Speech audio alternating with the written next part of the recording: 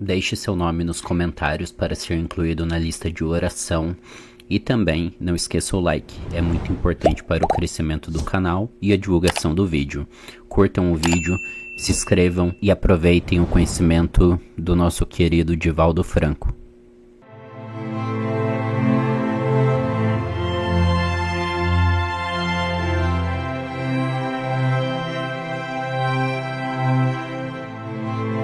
Ilustríssimo Senhor, representante do digno prefeito de Maringá, dignas autoridades presentes e representadas, senhoras, senhores, queridas irmãs, queridos irmãos espíritas, jovens, caras amigas e amigos que nos acompanham através da TV FEB Canal 3, nossos votos muito cordiais de paz.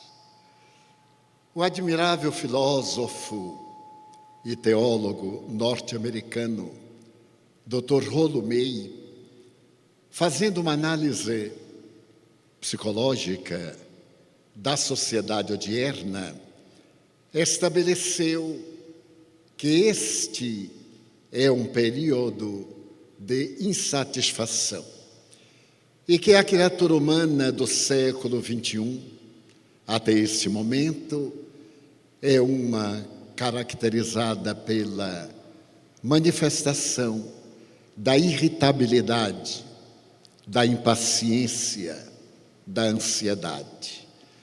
Poderemos estabelecer que estes são dias de ansiedade, mas os atuais psicoterapeutas e estudiosos do comportamento humano estabelecem que este momento é caracterizado por 3 fatores essenciais: o sexismo, o consumismo e o individualismo. Temos buscado, na satisfação dos apetites sexuais, a solução para a nossa angústia. Temos procurado no consumismo uma situação narcisista, mas, ao mesmo tempo, padecemos de um individualismo que é o resultado da ausência da segurança do amor. Se examinarmos as conquistas da ciência e da tecnologia, deslumbramo-nos com aquilo que foi logrado até hoje, a interpretação de grandes enigmas do macro e do microscópio. No entanto, não fomos capazes de equacionar as nossas dificuldades e desafios existenciais. O notável psiquiatra austríaco Viktor Frankl, que somente nos Estados Unidos, no século passado, recebeu 10 títulos de doutor honoris causa pela admirável contribuição de natureza psiquiátrica, sobrevivente de campos de concentração, inclusive de Auschwitz, teve a ocasião de afirmar que a criatura humana perdeu o seu interesse pela vida e perdeu, sobretudo, o significado psicológico.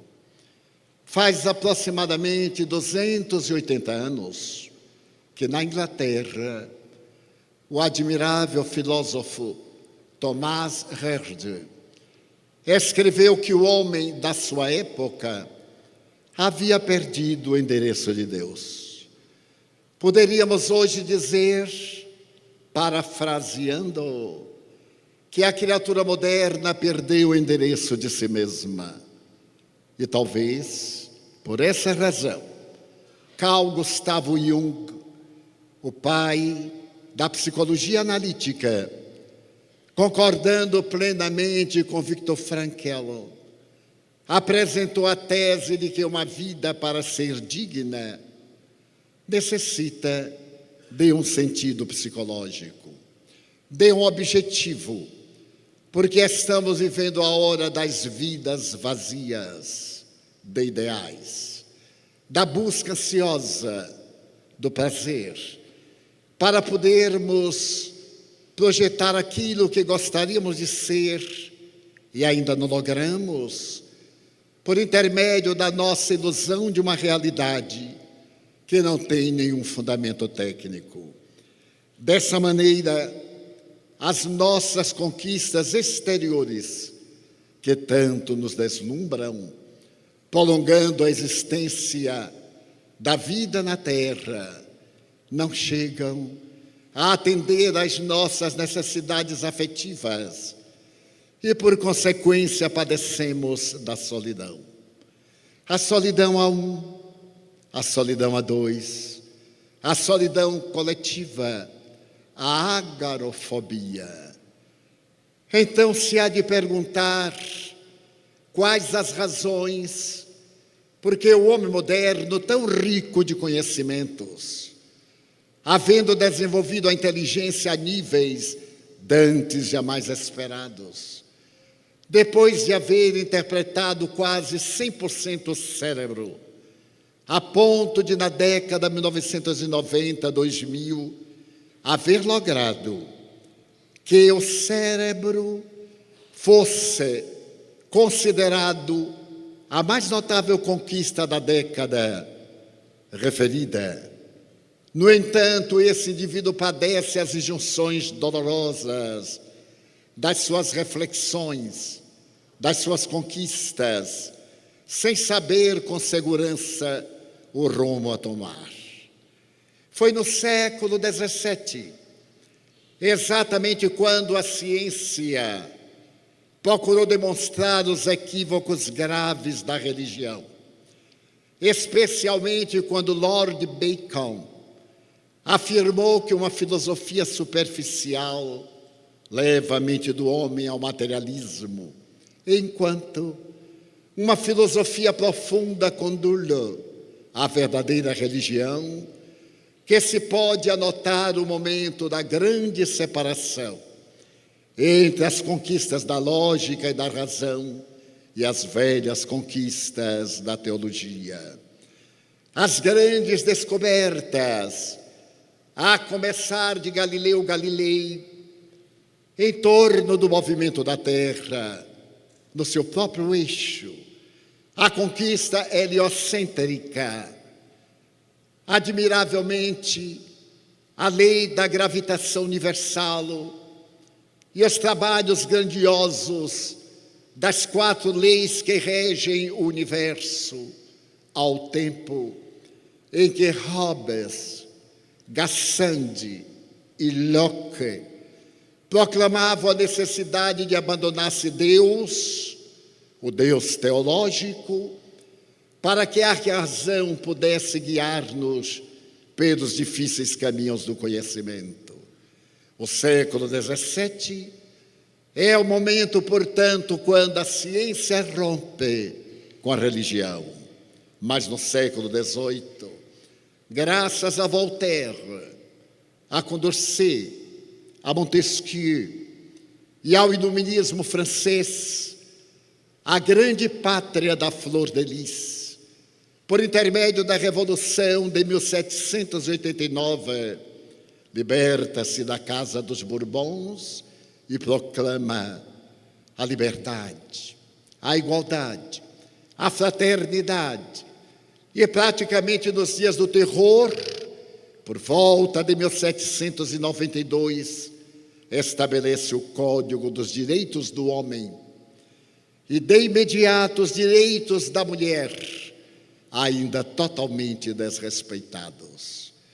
Começa o período napoleônico e aquele imperador que vinha da Córcega, havendo logrado seu mais alto posto, no dia 2 de dezembro de 1804, restaura a monarquia, deseja que a sua coroação em Notre-Dame seja semelhante à de Carlos V, considerado a personalidade mais notável do Império Romano católico alemão, que governa o século XVI, inclusive a coroa e a presença do Papa, agora Pio VII, no momento quando vai ser coroado imperador dos franceses, para demonstrar a sua ojeriza ao papado, quebra o protocolo, autocinge-se, de imediato coroa Josefina como imperatriz e manda encarcerar o Papa em Fontainebleau, rompendo com o Vaticano as relações diplomáticas. É o momento glorioso do curso que vai conquistando a Europa até os dolorosos dias em que perde sucessivas batalhas, entre as quais Waterloo, e parte para o exílio. Retorna por 100 dias e, novamente, é mandado para o exílio para a vergonha e humilhação. E, segundo os melhores historiadores, no dia 5 de maio de 1821, teria morrido envenenado por um adversário. No entanto, a explicação dada seria outra, para poder silenciar as vozes de desencanto que lhe cercavam a figura.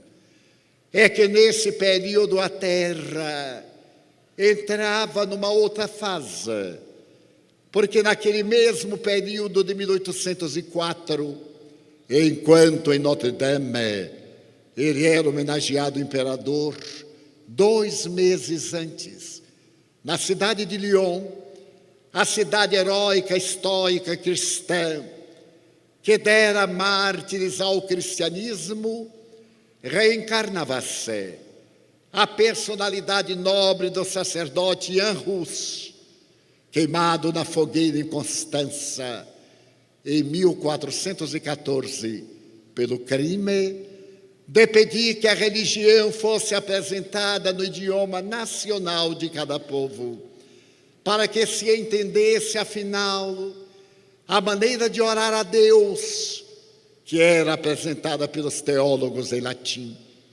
Renasce essa mesma figura com o nome de Hippolyte Léon Denisard Rivail, que no dia 18 de abril de 1857, em pleno reinado de Napoleão III, que continuava a tradição do seu tio-avô, apresentar à humanidade um novo rumo, o Livro dos Espíritos, trazendo de volta a necessidade de Deus para preencher o abismo da insensatez, a necessidade da filosofia de Cristo para dar um sentido à vida, e demonstrando que o ser não é a massa orgânica que se decompõe na intimidade da química do subsolo, mas é uma realidade transpessoal, de caráter imortal que, desde quando criado,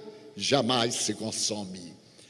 Napoleão tivera o cuidado também de tentar restabelecer a religião na França, e o fez naquele mesmo período, convidando a Santa Sé a enviar os seus sacerdotes para terminar o materialismo que a Revolução de 89 estabelecera.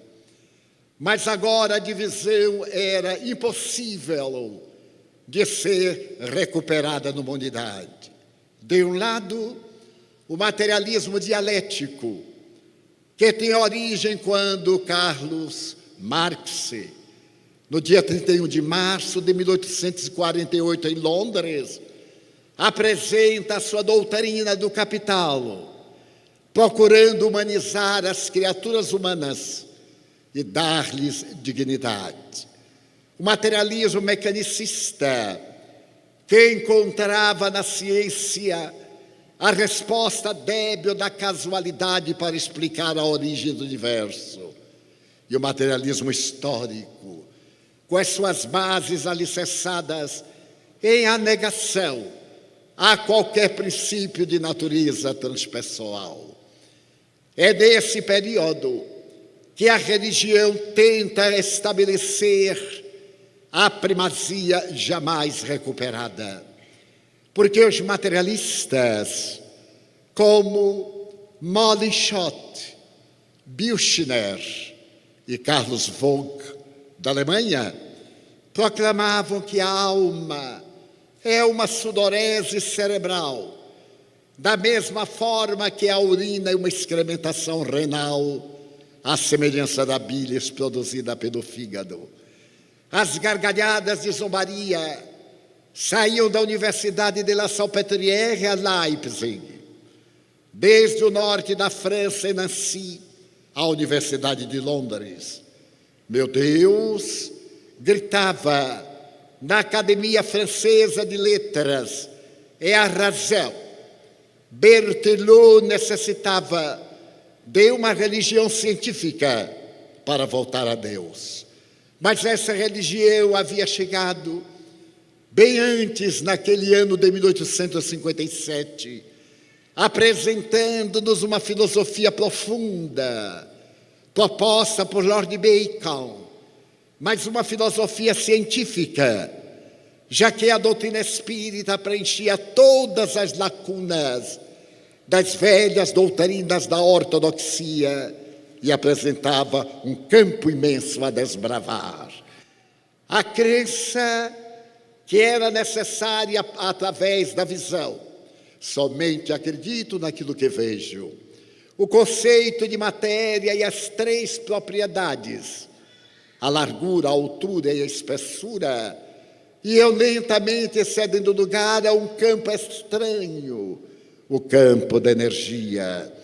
E desde 1872, quando William Crookes concebeu e concluiu pela realidade da matéria radiante, até a notável prêmio Nobel, que teve a oportunidade de detectar a radioatividade, vai um passo muito largo que culmina em 1905, quando Albert Einstein apresenta a sua teoria da relatividade sintetizada numa fórmula, E igual a mc2, demonstrando que vivemos num mundo de energia, de pensamento, de ideias, e que tudo aquilo que nós vemos não é conforme nós vemos. E a nova filosofia da física quântica, mais tarde, por volta de 1926, com as doutrinas que vieram do norte da Europa, do príncipe de Broglie e de outros, com a teoria da complementaridade, é de que para crer não é mais necessário ver. Primeiro, é necessário crer para depois ver, porque matéria é energia condensada ou congelada, e energia é matéria desagregada. Só existe no universo a energia, que é a causa de todas as aglutinações de natureza material. Era como se fora ressuscitada a trilogia kardeciana. Em universo, Deus, energia e matéria, ou Deus, espírito e matéria. O velho conceito a respeito de um Deus de natureza antropomórfica cedera lugar, deu a um Deus humanizado, como era do hábito filosófico, teológico, mas a um Deus indimensional, causa primeira de todas as coisas, inteligência suprema do universo. E como Allan Kardec era, acima de tudo, discípulo de Sócrates, sofismava, interrogava, apresentava as suas concepções. Mas que prova se pode ter da existência de Deus? E os espíritos redarguiram: em um axioma que aplicais às vossas ciências. Todo efeito provém de uma causa, logo, aquilo que não foi feito pelo homem, por Deus foi feito. E basta que olhemos na direção dos astros que gravitam no empíreo e que percebamos que somos um nada, na grande Via Láctea, com 200 bilhões de sóis, e que contemplemos este cosmo com aproximadamente 100 bilhões de Via Lácteas, algumas que são devoradas pelos buracos negros, enquanto outras que surgem espontaneamente da poeira das estrelas, cantando a glória de uma causalidade que chamamos Deus, mas que pode ser natureza, causa cáusica, princípio universal, pouco importa, mas uma inteligência que transcende a nossa capacidade de efeito e entender a sua realidade. A semelhança de um conteúdo no contentor, como saber se é de dentro que se passa por fora.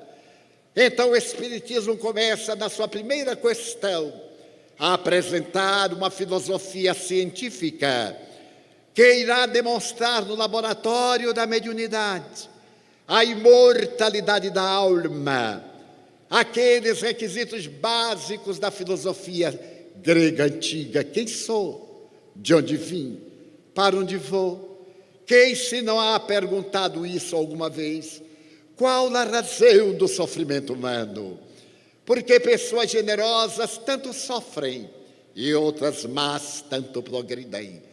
Porque alguns nascem berço de ouro e outros nas palhas miseráveis da estrebaria, onde a razão para entender-se a degenerescência desde o nascimento, os casos teratológicos e as grandes dificuldades humanas que nos separam dentro dos níveis de consciência, embora todos sejamos portadores de qualquer expressão de consciência.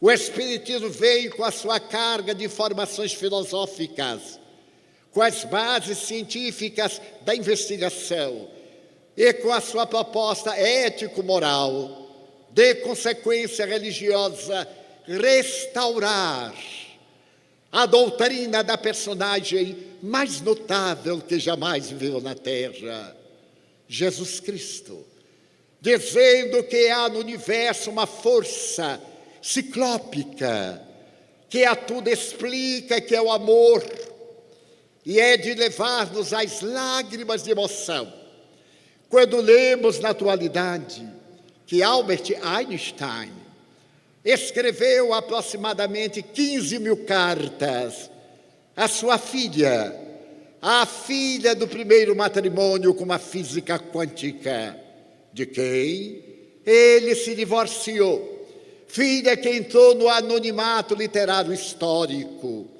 Ninguém sabia praticamente da sua existência, porque nem o pai, nem a mãe jamais revelaram a presença de Líser. E de repente ela faz um legado extraordinário ao Museu de Jerusalém, as cartas recebidas de seu pai durante toda a existência. E entre essas, somente publicáveis depois de 30 anos da sua morte, saiu no ano passado mais ou menos das seguintes palavras: eu sei, escreveu o pai e o mais notável cientista do século XX, se não dos séculos anteriores, que não fui um bom pai, que tampouco fui um bom marido. E quando eu apresentei a minha teoria em 1905, que era um rascunho, os meus colegas tentaram levar-me ao ridículo. Ninguém podia conceber essa relatividade. E eu paguei um alto preço pela minha proposta, demonstrada pelas manifestações matemáticas realizadas por Fermi, na Itália, o grande matemático italiano. Mas agora eu tenho uma revelação a fazer, que irá abrir as portas ao ridículo dos chamados sábios. Constato, minha filha, que a força mais notável que existe no universo é o amor. E a humanidade do presente necessita de uma bomba, porém uma bomba de amor para encontrar o seu rumo. para encontrar a felicidade. Naquela época, o século XVII, entre as personalidades que negavam Deus, o notável matemático Blaise Pascal, gênio precoce, aos 4 anos de idade, sem livros nem mestre, na parede do seu quarto, ele resolveu até a 32ª proposição de Euclides, cálculo matemático que ninguém conseguiu estabelecer na história. Esse homem que se tornará o pai da matemática contemporânea, e que era um gênio e era religioso, deixa um livro fantástico, que são os pensamentos. E entre os seus pensamentos, um deles exara: a humanidade está numa grande encruzilhada. Neste momento, a humanidade descobre le prix de géométrie, o espírito da matemática, a lógica, a razão, o discernimento. Mas é necessário não olvidar do espírito da gentileza, esse espírito da bondade, para poder concluir ele predicar o espírito do coração. Se a humanidade não balancear a ciência e o sentimento, a sociedade do futuro cairá no abismo de devorar-se.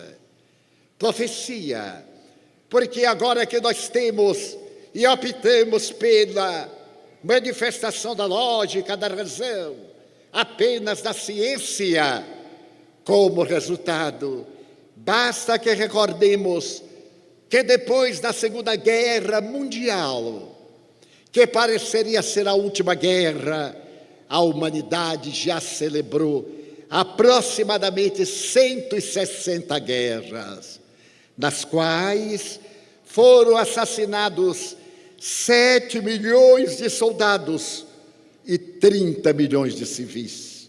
E desde a Primeira Guerra Mundial, apenas desde ali, já foram assassinadas 137 milhões de criaturas humanas. Optamos por devorarmos-nos, quando poderíamos unir le prix de finesse, o espírito de gentileza, a le prix de géométrie, ao espírito da razão. As duas asas que levam ao equilíbrio do coração, à sabedoria, para voar no espaço da plenitude.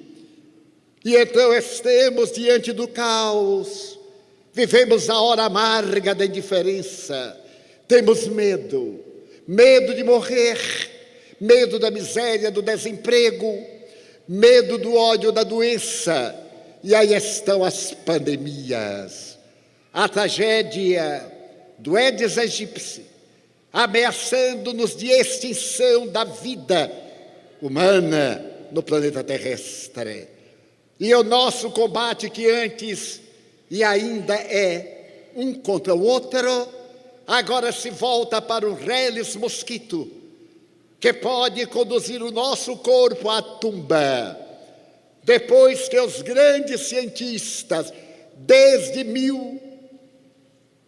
no passado 864, quando o notável antropólogo francês asseverou que nós falávamos da terceira circunvolução frontal da esquerda. Este homem, a quem nós devemos o centro da palavra, teve a coragem de apresentar no Jornal de Antropologia essa conquista, depois que dissecou o cérebro do psicopata de Nomitan, Monsieur Liborne, e percebeu que o cérebro era a fonte da vida. Esse jovem que oferece 100.000 libras ou francos de ouro a quem o desmentisse. Broca.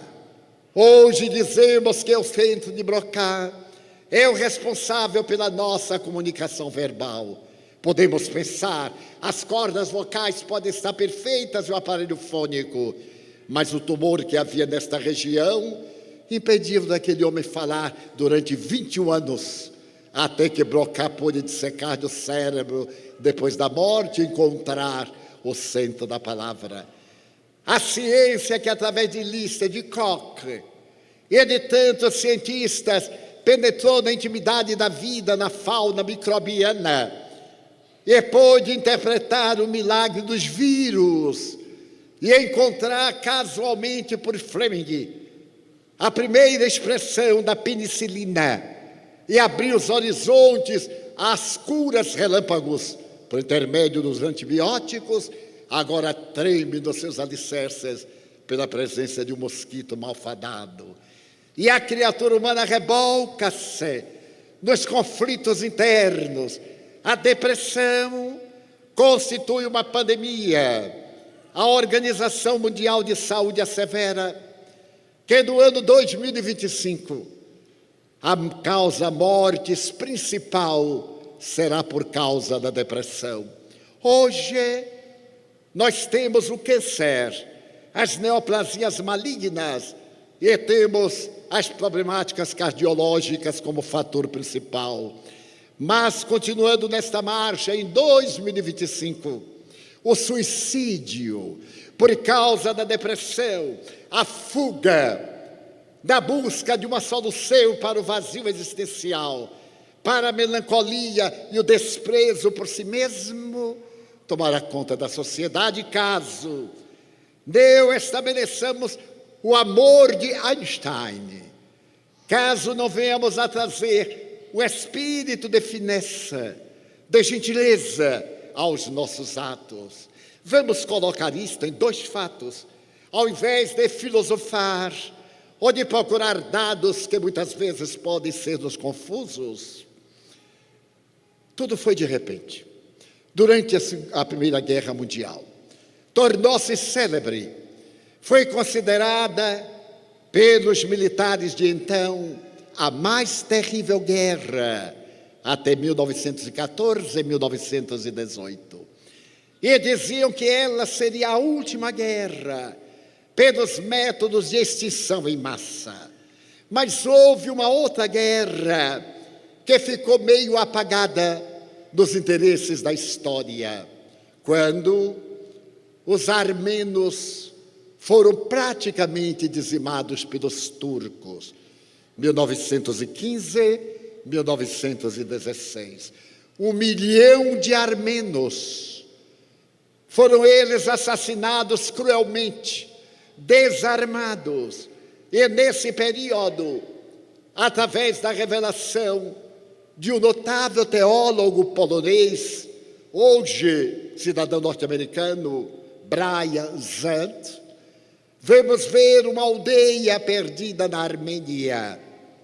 E um dia de primavera de 1915, um grupo de soldados turcos adentra-se por uma vila e, depois de dizimar parte da população sem motivo algum, como se houvesse motivo que justificasse um crime, arromba a porta de uma casa senhorial. É o momento do desjejum.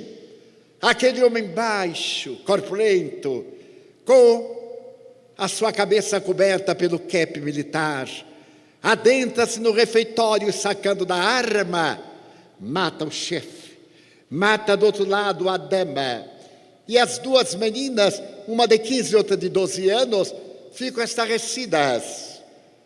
Então aquele homem vil pega a menina de 12 anos e atira a soldadesca, que a devora, que a estupra, que lhe faz todo o mal, a ponto de deixá-la morta, ensanguentada.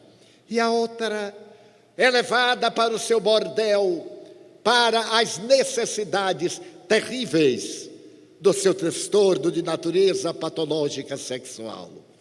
Ali, como outras jovens armenas, ela serve de ama, de escrava do homem sem qualquer sentimento de semblante patibular.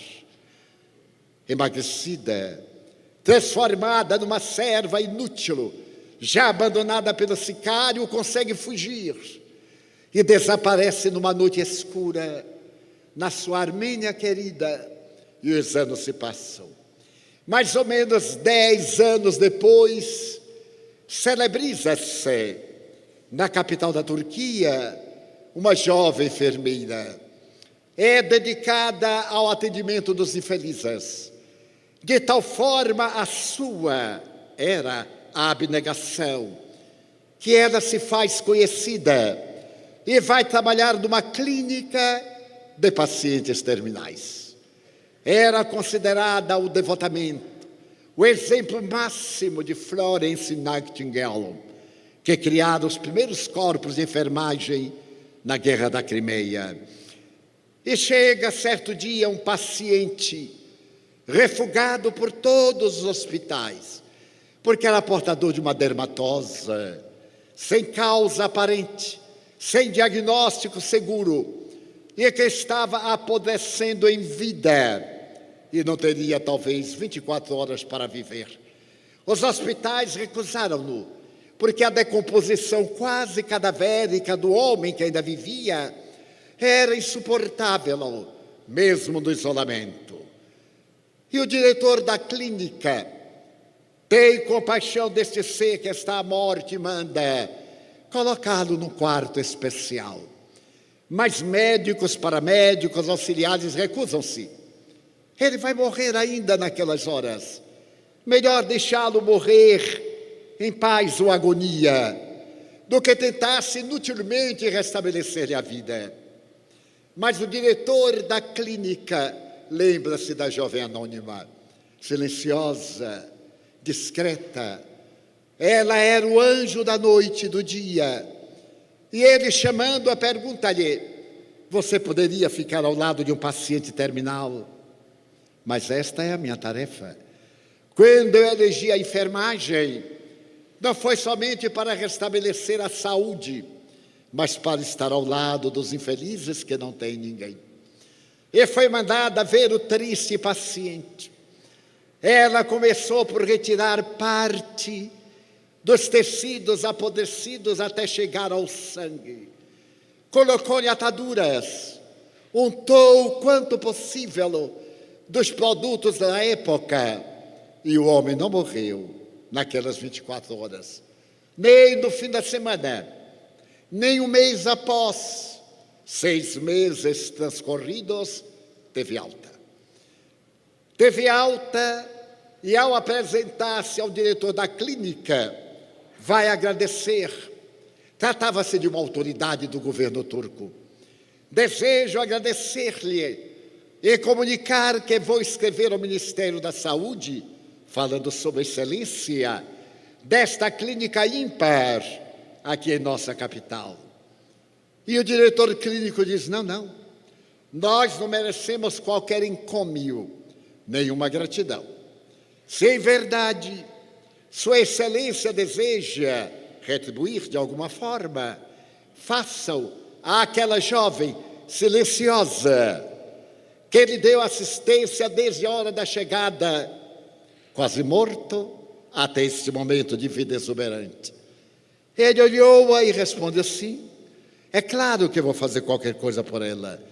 O que eu estranho é que ela jamais se comunicou verbalmente comigo. Era monossilábica e me dizia que não sabia conversar. Sempre me dizia que estava ali para atender-me, mas eram quase monossílabos. E com meu temperamento forte resolvi isolá-la e aceitar-lhe as mãos angélicas que me recuperaram a vida. Dirige-se à jovem, estende-lhe a mão. Quero agradecer a sua vida, dedicada à minha vida. Se não fosse a senhorita, eu teria morrido de maneira dolorosa, em putrefação, antes que a morte se estabelecesse.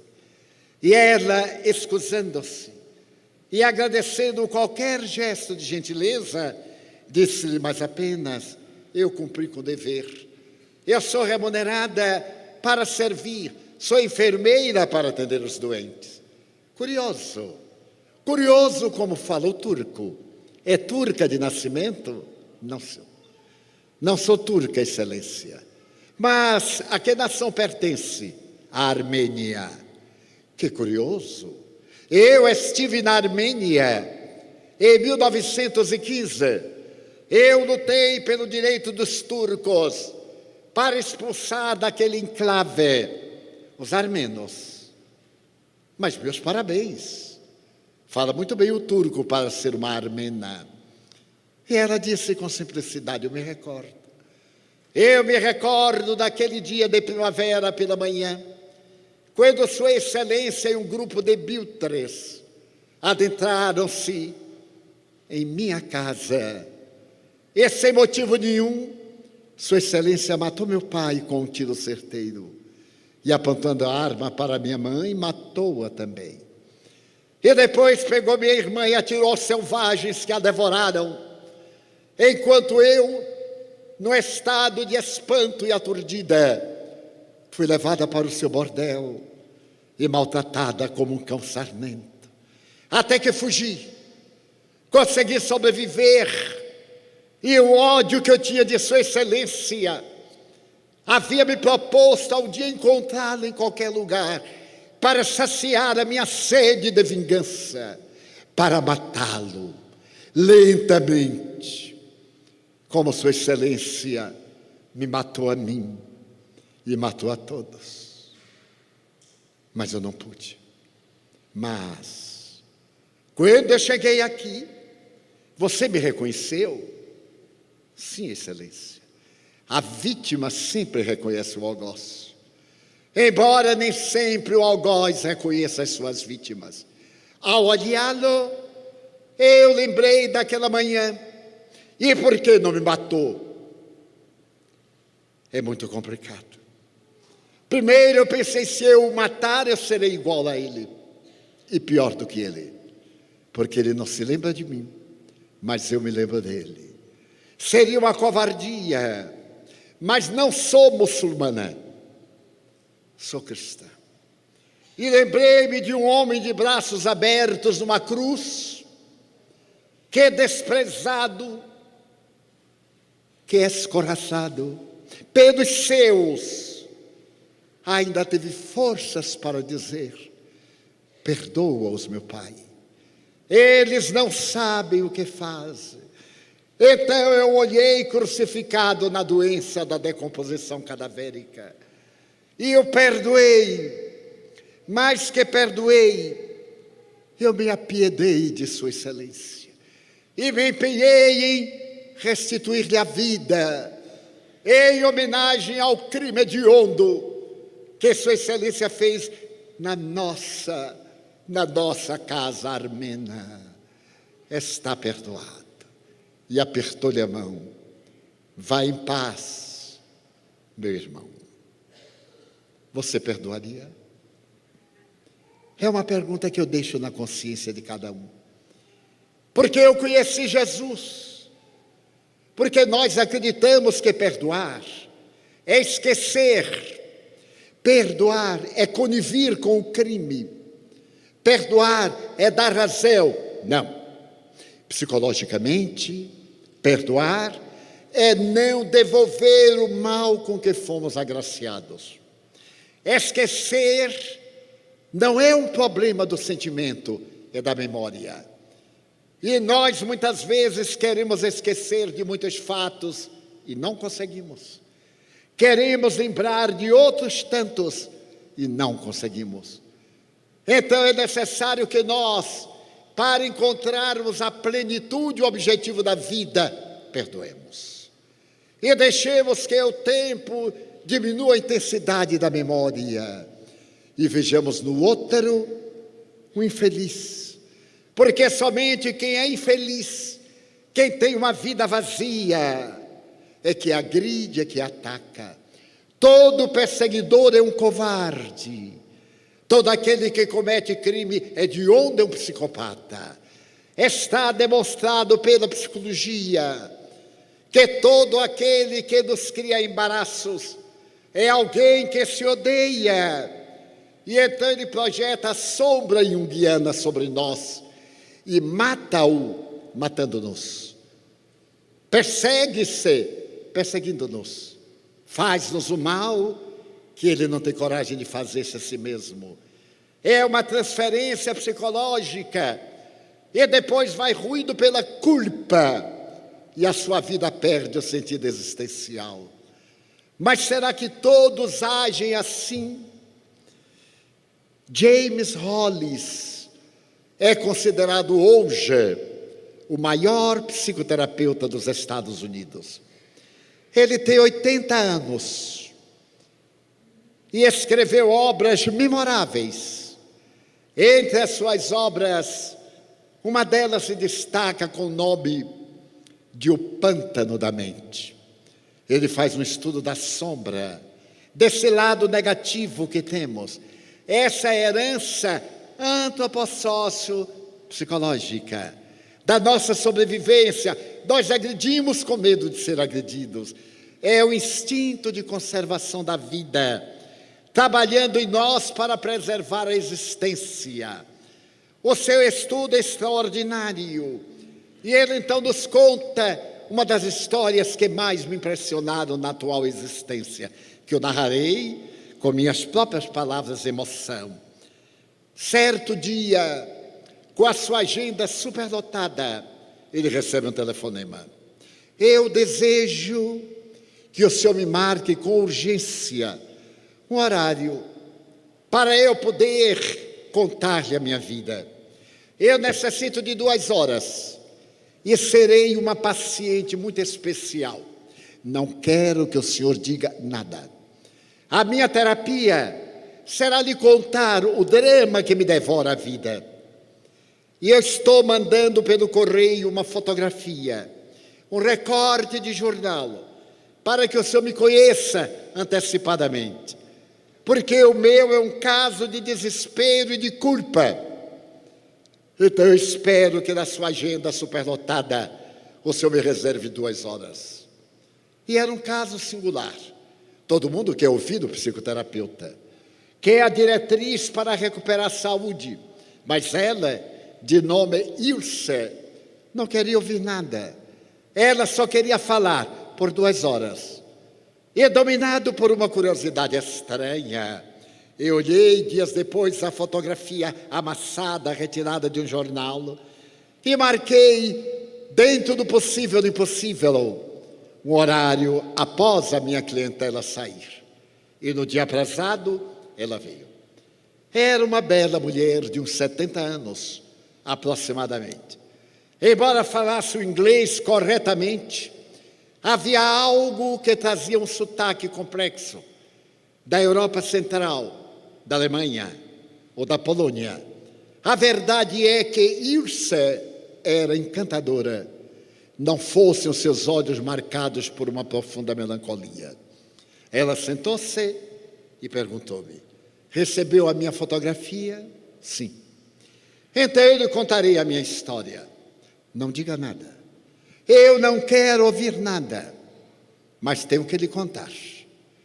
Foi numa sexta-feira pela manhã, na cidade de Lublin, na Polônia. Eu sou polonesa.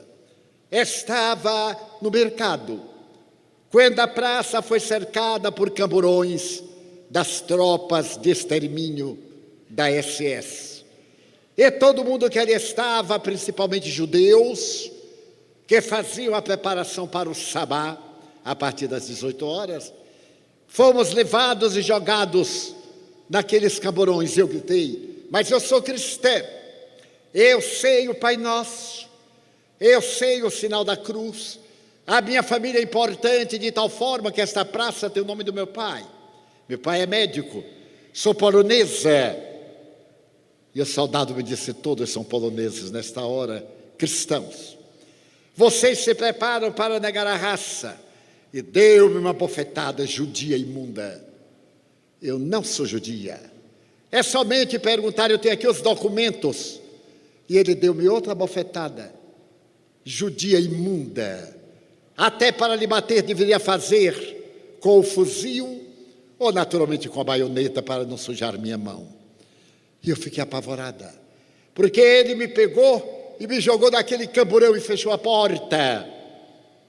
A minha família não sabia, eu era jovem, estava com 20 anos apenas, ia fazer compras e desapareci na noite terrível. Aqueles camburões nos jogaram em um vagão de gado que saiu da estação ferroviária, varou o dia, a noite, o outro dia, até Majdanek, um campo de concentração, de extermínio. Nós não sabíamos cá fora o que se passava lá dentro. 2 filas imensas se fizeram. Uma delas, idosos, doentes, crianças, para entrarem no lado direito nas câmaras de gás. E depois nos fornos crematórios, eu fui colocada ao lado para ser examinada pelo sicário, que estava lá na frente com uma batuta. E sem dizer palavra, para a direita, entrava na porta da câmara de gás. Para a esquerda, para os aposentos dos trabalhos forçados até a morte. Eu ia sendo arrastada, petrificada pelo desespero, quando de repente uma mulher judia que estava na fila com uma criança no colo e a outra segurando-lhe a saia, olhou-me. Eu nunca mais esqueci o seu olhar. Ela não podia falar, porque receberia a baioneta no seu corpo.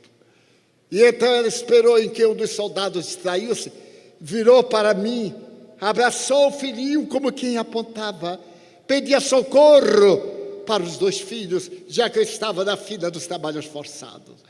Eu fiquei apavorada, porque se eu pegasse aquela criança e algum deles visse, jogava-me, e eu ia diretamente para a câmara de gás. Quando nós íamos entrando na câmara de gás, ela jogou o filho e eu empurrei, afastei-me e sobrevivi. Eu sobrevivi. Eu fui para aquele antro, mas eu estava viva. Tinha somente 20 anos, mas o olhar dela não desapareceu de mim. Quando ela entrou com quase 200 e a porta foi fechada, e ouvíamos os gritos e o silêncio terminal alguns minutos depois. Quando os russos nos libertaram,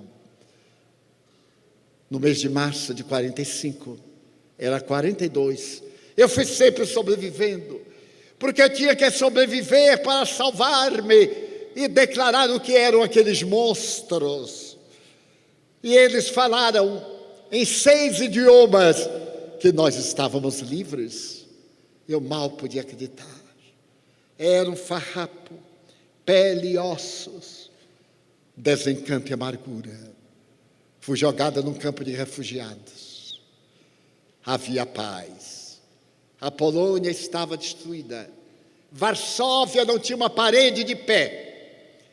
E então eu fiquei ali. Mas nenhuma pessoa da minha família sobreviveu ao gueto de Varsóvia. Todos foram excruciados, menos aqueles que conseguiram viajar aos Estados Unidos. E eu consegui, com serviço de imigração, o endereço de alguém em Chicago. Escrevi, e os meus familiares últimos convidaram-me para ir morar na América. E eu viajei à América, ao país que me recebeu de braços abertos.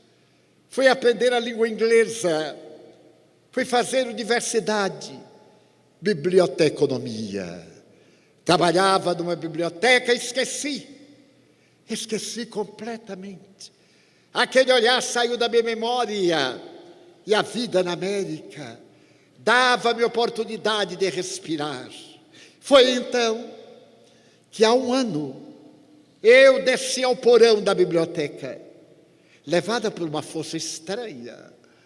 E então eu vi a coleção de jornais, toda encadernada, e fui olhando 1942, que é curioso o ano que eu fui a Majdanek, ao campo de concentração. Puxei o volume imenso e abri-o casualmente. Havia uma fotografia. Eu olhei. Alguém me fotografou no justo momento em que eu empurrei a criança. Os alemães eram muito metódicos. Eles realizavam tudo com absoluta metodologia, com critério, com estatística. E aquele fotógrafo pegou-me a mim, a minha expressão de pavor, a criança chorando, e tudo voltou. Tudo aquilo que estava enterrado na mente, no inconsciente profundo, voltou. E os olhos dela voltaram a perseguir-me. Eu então me tornei judia, fui estudar a sua religião, mas não pude continuar judia. Então eu me tornei católica, mas não podia. Agora eu não sei se acredito em Deus. O que eu sei é que na tradição judaica há uma frase que diz: se tu te confessares a 14 pessoas justas, os teus crimes serão perdoados e tu gozarás do reino dos céus. Então eu venho me confessar ao Senhor, que é um homem justo. Mas, como você sabe, eu sei que o Senhor é um homem justo, é um psicoterapeuta. O Senhor mantém o segredo dos seus pacientes. Então agora que eu acabo de lhe confessar a minha culpa, e carrego sobre minhas costas aquelas 3 vidas, eu vou peregrinar até o dia que eu me liberte. Se quiser ficar com a fotografia que eu arranquei do jornal, pode ficar como lembrança.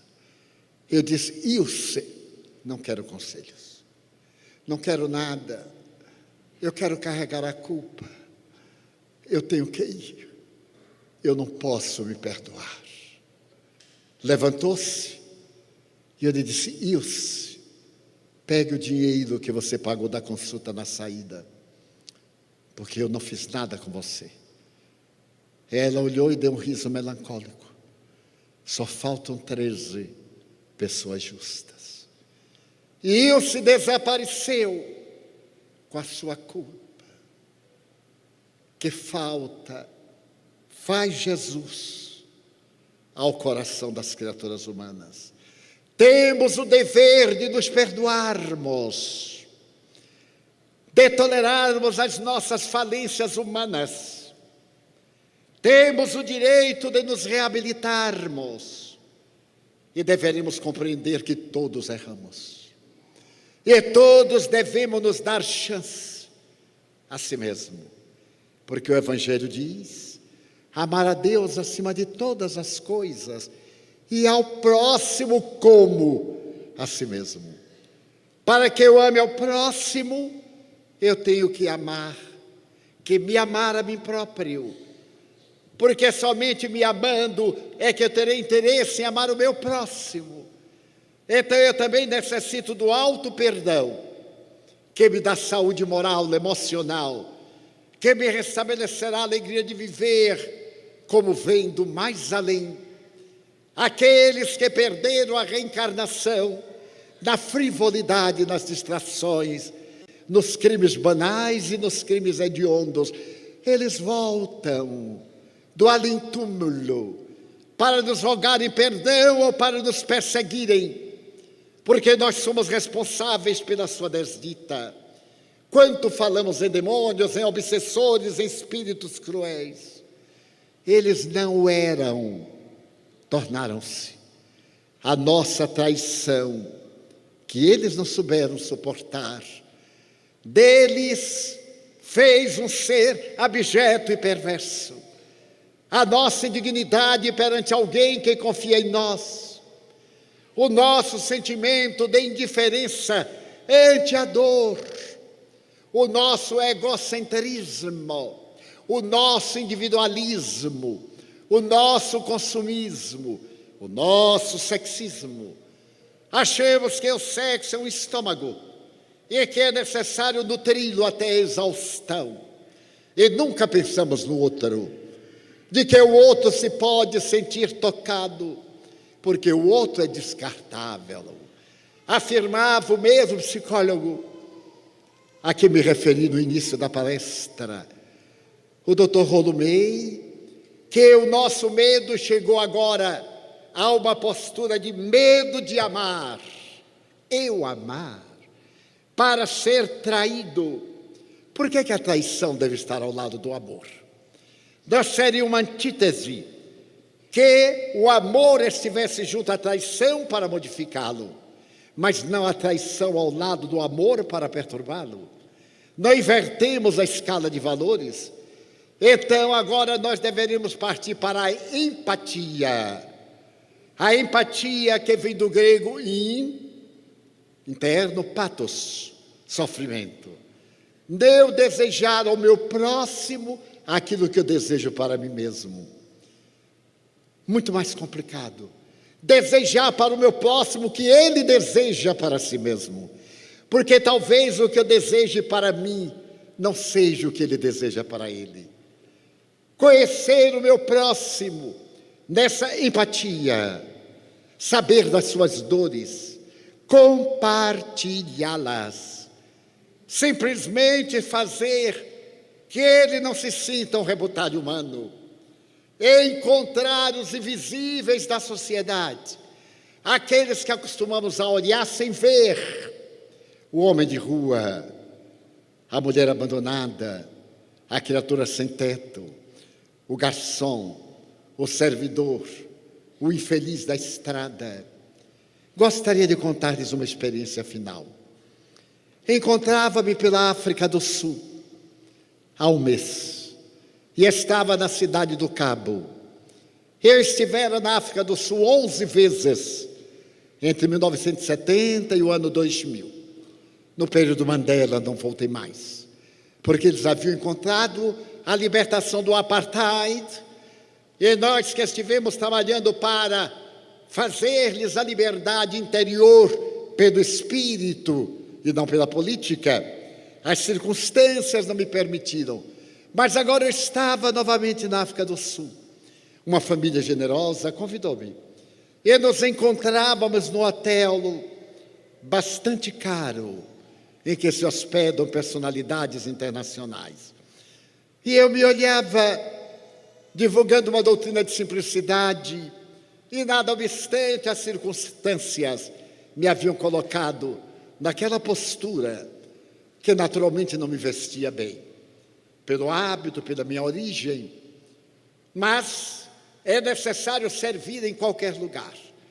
E na primeira manhã do jejum, em um refeitório de superluxo, eu ia com os amigos, quando de repente, ao me adentrar no imenso salão, servido por africanos, pessoas de epiderme negra, eu ouvi nitidamente a voz da minha mentora espiritual que me disse: abrace aquele servidor. Eu achei estranho. Como é que eu ia chegar a um estranho, a um garçom e dizer: eu quero lhe dar um abraço? Ele iria recusar, é claro, não estava acostumado. Todo mundo ia olhar, era patológico.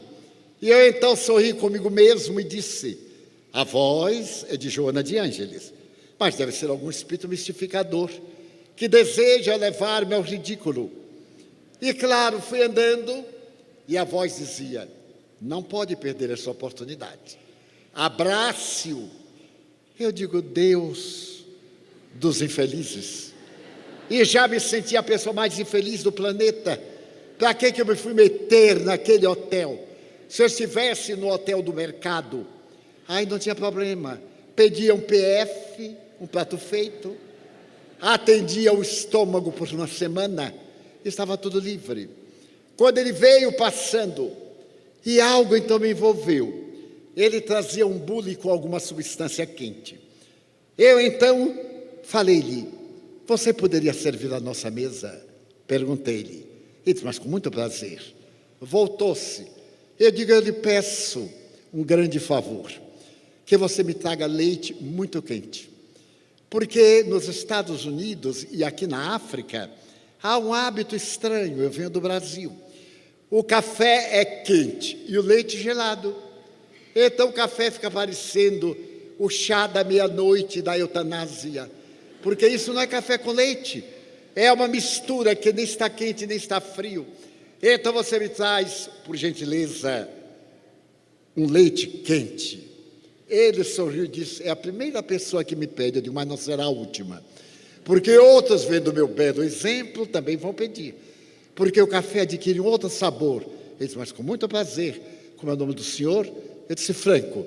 Olá, Mr. Franco. Com muito prazer. Eu disse, agora que você foi muito gentil, eu peço licença para lhe dar um abraço. Ele ficou paralisado.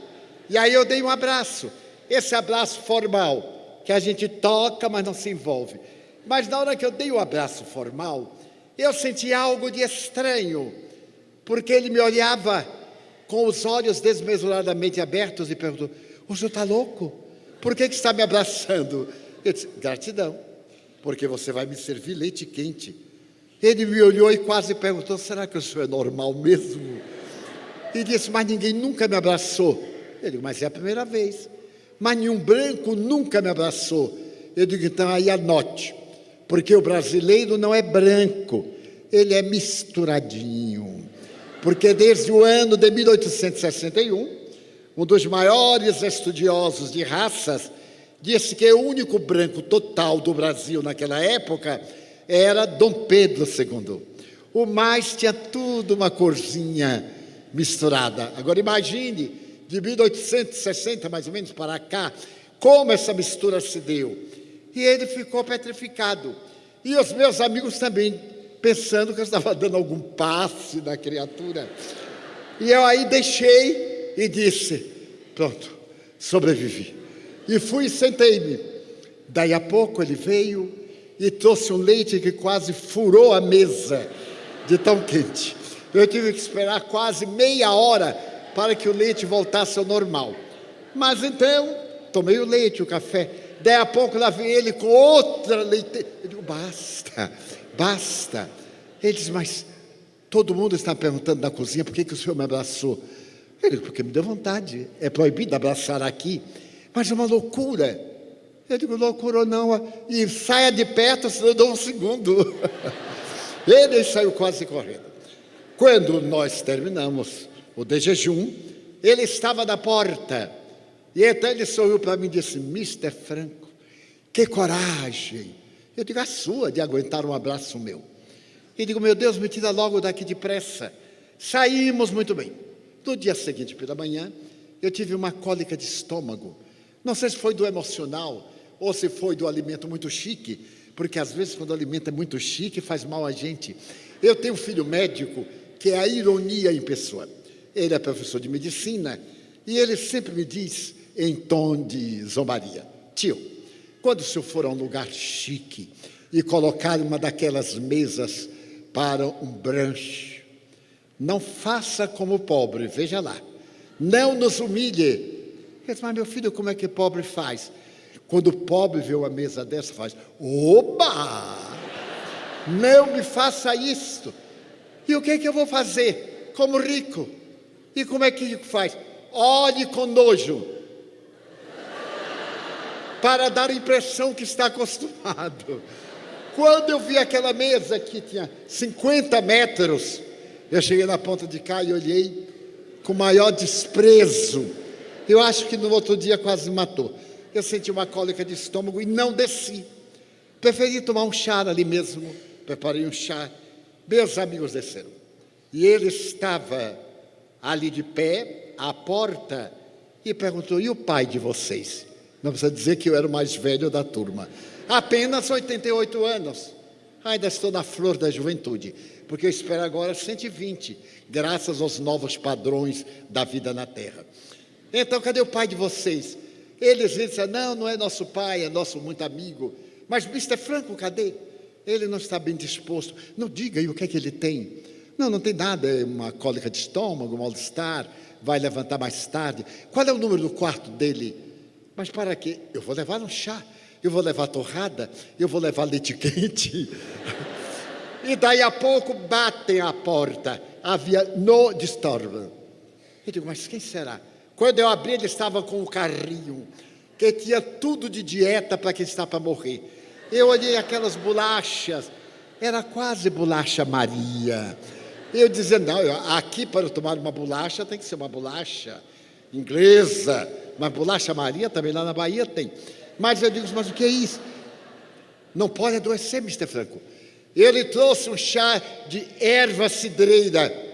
Eu disse, mas vim para o hotel 17 estrelas tomar chá de erva cidreira.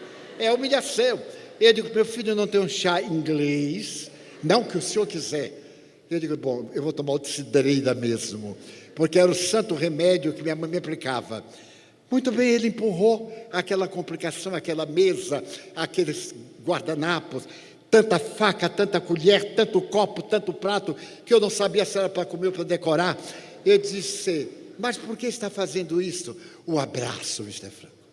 Foi o abraço que o senhor me deu. O senhor aceite a minha homenagem. Eu disse, pois não. Vou aceitar, mas vou lhe abraçar de novo. Ele disse, mas não precisa. Porque o seu abraço... Ele disse, mas eu não abracei o senhor, fez muito mal. Nós devemos retribuir as coisas boas. Mas eu fiquei com vergonha. Eu digo, vergonha é não abraçar. Quem já viu disso? Está na hora agora de nós nos abraçarmos, transmitirmos a bioenergia. Abraço fraternal, não abraço sensual. Somos técnicos em abraço sensual. E não damos aquele abraço vigoroso de amigo, de dizer, conte comigo. E eu vou lhe dar antes de tomar o chá. Aí taquei, como diz a gíria, um abraço nele, que o africano ficou, não me abraçou. Aí sentei e disse, vamos conversar um pouco. Você está de licença? Ele disse, quer dizer, é uma licença que não é licença. Eu me dei a licença, corri aqui um pouco, para ver se o senhor estava doente. Muito bem. Descemos, e no quarto dia, eu então disse para ele, olha, nós viajamos hoje à tarde, vamos para Johannesburgo. Ele disse, mas já? Eu digo, olha, foram muitos dias. E um amigo que estava comigo me perguntou, você não vai dar uma gorjeta a ele, Divaldo? Eu digo, olha, gorjeta de espírito é Pai Nosso, é paz, que é a melhor coisa do mundo. E você me perguntar se eu vou dar uma gorjeta, pode contar que eu vou dar assim, uma obra de caridade. Mas como ele é muito rico, ele disse, dê por nós, porque todos ficaram tão amigos dele, gentio, conversavam, nos ensinou palavras africanas. Muito bem. Eu então peguei, me despedi, fui até quase a cozinha, que era proibido, mas eu fui. E disse, olha, eu quero que você fique com esta lembrança. Eu tenho que ir. Aí está agora um papelzinho com meu nome, meu endereço. Você me escreva. O que eu não entender do seu inglês, porque era pior do que o meu filho entende e ele me ajuda. Então ele disse, Mr. Franco, não faça isto. Eu disse, o quê? Não vá embora. Eu nunca recebi o abraço de um branco. Lá em casa, sim, a minha mulher e meus filhos. Mas, Mr. Franco, eu ia me suicidar há 2 dias, porque eu estou com um câncer de próstata. E o médico disse que eu tenho metástase no cérebro e nos ossos. Recomendou imediatamente a cirurgia para tirar a matriz, inutilmente, e fazer quimioterapia. E eu não tenho os recursos.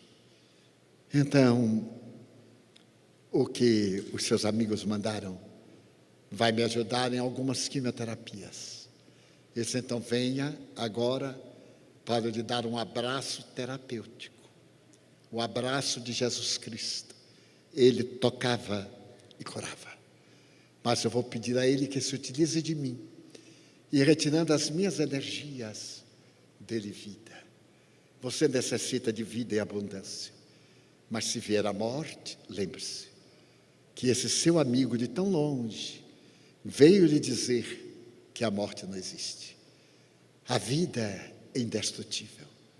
E a minha tarefa na terra é dizer a todos que viveremos depois da morte, é a imortalidade. Por que o Senhor me deu aquele abraço? Porque alguém mandou. Alguém que eu amo muito e que já morreu, me pediu para lhe abraçar. Você há de convir que era um tanto arriscado, era uma coisa sui generis, exótica, um cliente abraçar um servidor de público. Mas agora que eu sou seu irmão, que nos conhecemos, e você me confessou a sua dor, escreva-me. Ele já me fez 5 e-mails, já fez a 3ª químio, já fez a cirurgia e está nas mãos de Deus. Então, descobrirmos os irmãos invisíveis, aqueles que nos servem, aqueles que precisam de uma palavra. Porque eu me lembrei de Madre Teresa de Calcutá. Ela caminhava pelo cais, pelas docas de Londres, e viu um homem caído. Ela correu, tocou-lhe o ombro. My brother, my brother. E ele olhou semi-embriagado. Quem é você? Sua irmã Teresa. Qual é a sua religião? É você. O que é que você quer de mim? Vê-lo alegre. Eu sou a sua irmã e venho lhe trazer uma mensagem de alegria. E o abraçou. Desde o dia em que eu tomei conhecimento desse abraço de Madre Teresa, incorporei também uma sua frase: amar, amar até doer. Esta hora de caos, este momento vazio existencial, esta hora de desconfiança, necessita do amor que Jesus Cristo nos veio trazer. E é que a doutrina espírita é esplendente, como o Consolador que Ele prometeu, traz até nós. Nunca nos arrependeremos por amar, mas sempre nos arrependeremos por não haver feito o melhor que o amor recomenda. E pensando nesta semana dedicada à imortalidade da alma, que será o fruto do amor, veio-me a inspiração de evocar essas paisagens de e sem amor, que de alguma forma fazem parte da nossa vida. Então gostaria de deixar como mensagem: vamos descobrir as pessoas invisíveis. Às vezes dentro de casa, nossa mãe que está com um grande problema e nós não vemos. Nosso pai que é um ébrio, mas na raiz da ebriez há um trauma que ele oculta.